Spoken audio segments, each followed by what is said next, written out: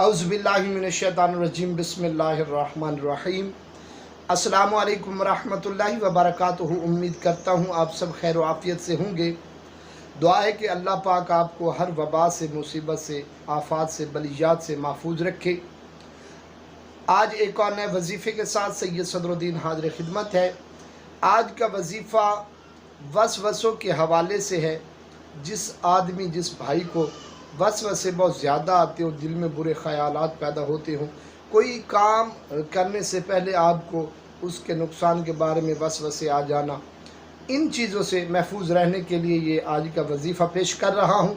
वजीफ़ा पेश करने से पहले छोटी सी गुजारिश है कि वीडियो को स्किप मत कीजिएगा, एंड तक लाजमी देखिएगा ताकि हम आपको जो बता रहे हैं वो आप तक बआसानी पहुँच सके, आपको समझ आ जाए और उस तरीक़े के साथ आप वजीफ़ा को अंजाम करें। तो आइए वजीफ़ा और उसका तरीक़ाकार समात फरमाइए। कुरान करीम की आखिरी पारा की आखिरी सूरह नास 6 आयतें हैं इसकी। बिस्मिल्लाहिर्रहमानिर्रहीम। कुल अऊज़ु बिरब्बिन नास मलिकिन नास इलाहिन नास मिन शर्रिल वसवासिल खन्नास अल्लज़ी युवस्विसु फ़ी सुदूरिन नास मिनल जिन्नति वन नास।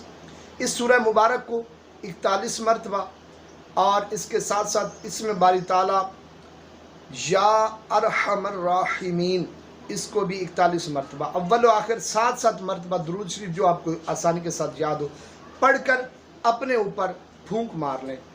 इंशाअल्लाह 11 दिन के अमल से आपका तमाम दिल के जो बुरे ख़यालात हैं वो हमेशा हमेशा के लिए ख़त्म हो जाएंगे।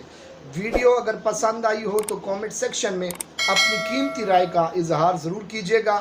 मेरे चैनल को सब्सक्राइब कीजिएगा। दुआ में याद रखिएगा। अल्लाह हाफ़िज़।